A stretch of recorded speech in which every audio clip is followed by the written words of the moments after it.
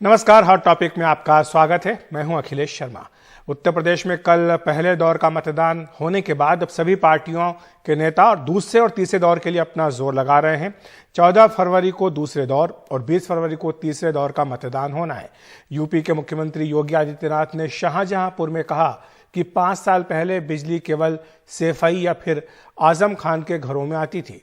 वहीं प्रियंका गांधी ने virtual rally करके कहा कि धर्म जाति की बातों से पेट नहीं भरेगा। रामपुर में अखिलेश यादव ने कहा कि दूसरे दौर के चुनाव में बीजेपी का नामो निशान मिट जाएगा। इस बीच प्रधानमंत्री नरेंद्र मोदी ने कासगंज में रैली की। यहां 53 साल बाद कोई प्रधानमंत्री पहुंचा। पीएम मोदी ने समाजवादी पार्टी पर तीखे हमले बोले। कानून के राज को सबसे बड़ी प्राथमिकता बनाया और उन्होंने करके दिखाया है।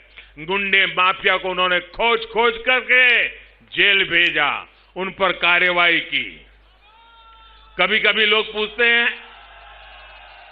कि योगी जी जुल्म कर रहे हैं, योगी जी जुल्म कर रहे हैं। आप मुझे बताइए भैया, क्या ये माफियाओं को जेल में भेजना चाहिए कि महल में भेजना चाहिए? आजम खान के बेटे अब्दुल्ला आजम रामपुर से चुनाव लड़ रहे हैं। उनके प्रचार के लिए पहुंचे अखिलेश यादव ने एनडीटीवी से बातचीत में कहा कि पहले दौर के बाद बीजेपी की गर्मी निकल गई है। मैं इस वक्त रामपुर में हूं और आप देख सकते हैं कि रथ यात्रा निकल रही है। अखिलेश यादव जी हमारे साथ में हैं, अब्दुल्ला हमारे साथ में हैं। अखिलेश जी बताइए, पहले चरण का मतदान हो चुका है, हवा किस ओर बह रही है? पहले चरण ने ही भारतीय जनता पार्टी को सबक सिखा दिया है। महंगाई के खिलाफ, बेरोजगारी के खिलाफ, और वहाँ के किसान ने अपने मान सम्मान से जोड़ करके चुनाव को देखा है और एक एक वोट भारतीय जनता पार्टी के खिलाफ दिया। उन्होंने बता दिया कि भारतीय जनता पार्टी का हर वादा जुमला निकला, उनका हर विज्ञापन विकास का झूठा है। इसलिए मैं कह सकता हूँ कि पहले चरण में ही भारतीय जनता पार्टी का सफाया होना शुरू हुआ है। दूसरे चरण में और सफाया होगा। आखिरी तक भारतीय जनता पार्टी का उत्तर प्रदेश से पता नहीं लगेगा। अच्छा सर, आपको नहीं लगता कि जो ध्रुवीकरण करने की कोशिश थी उसका क्या कोई जमीन पर इम्पैक्ट हुआ? पहले मैं ये कह सकता हूँ कि जिस तरह की भाषा का इस्तेमाल हुआ, जिस तरीके से पुरानी चीज़ों को याद दिलाया गया या उन बातों को कहा गया जिनसे बुनियादी समस्याओं का समाधान नहीं है, मैं ये कह सकता हूँ कि पहले चरण में ही गर्मी ठंडी हो गई है। उनकी गर्मी निकाल दी पहले चरण के लोगों ने, और उनके कार्यकर्ता और तमाम समर्थक भी अब ठंडे दिखाई दे रहे हैं। अच्छा, कर्नाटक वाले के मामले को भी काफी उछालने की कोशिश हुई, हिजाब के मुद्दे को।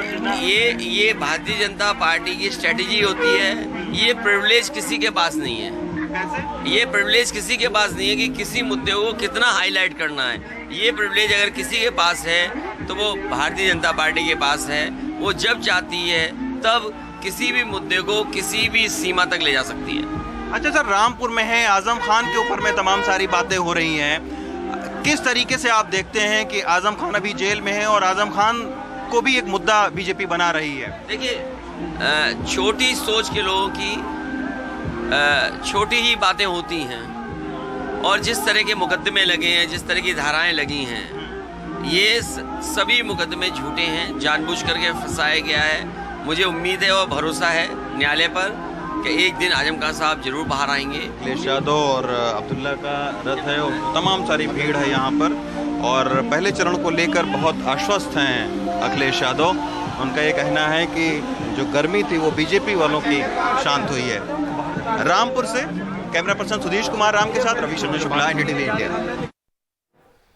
हिजाब को लेकर उठे विवाद पर कर्नाटक हाईकोर्ट ने एक अंतरिम आदेश पारित कर जिन शिक्षा संस्थानों में ड्रेस कोड लागू है वहां किसी भी तरह के धार्मिक पहचान दिखाने वाले कपड़े पहनने पर रोक लगा दी है। साथ ही इस बात की गहन जांच की भी बात कही है कि क्या क्लास में हिजाब पहनना जरूरी इस्लामी प्रथा है।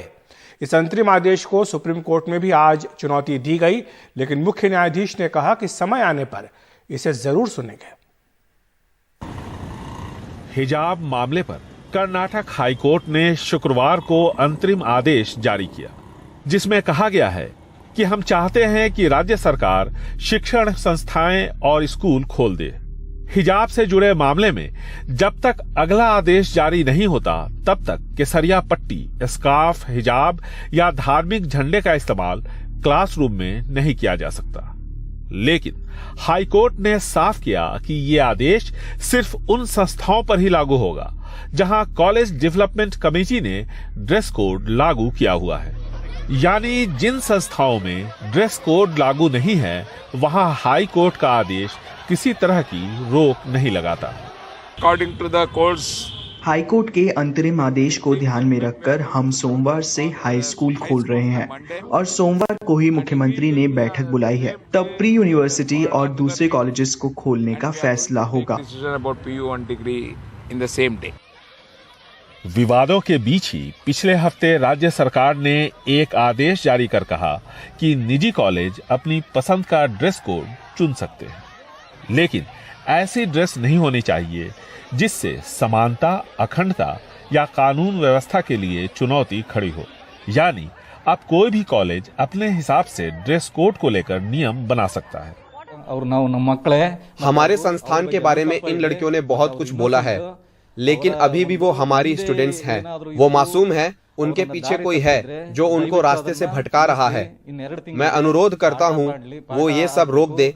सिर्फ 2 महीने बचे हैं, आए और पढ़े।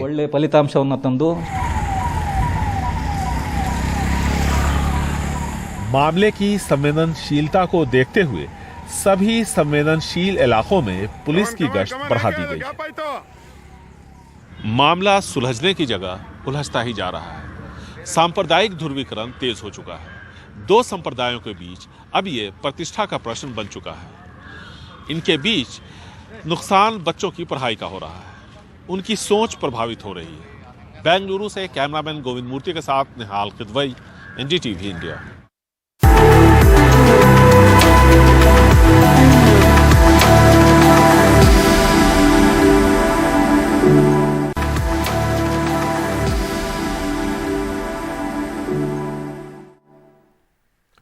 चुनाव प्रचार के लिए राहुल गांधी आज गोवा में थे। उन्होंने बीजेपी पर हमला बोला। राहुल गांधी ने कहा कि पिछले चुनाव में जनादेश तो कांग्रेस को मिला था, लेकिन बीजेपी ने भ्रष्टाचार के दम पर इसे चुरा लिया। ये जो पिछले 5 साल की मैंडेट जो बीजेपी ने राज किया है, ये मैंडेट उन्होंने गोवा से चोरी की थी। ये गोवा की ओरिजिनल मैंडेट नहीं थी। गोवा ने 5 साल पहले कहा था कि हम कांग्रेस पार्टी की सरकार चाहते हैं, और भ्रष्टाचार करके पैसा देकर बीजेपी ने जो गोवा की मैंडेट थी उसको चोरी किया। हॉट टॉपिक में इतना ही। जाने से पहले आपको बता दें कि एनडीटीवी इंडिया पर खबरों का सिलसिला लगातार जारी है।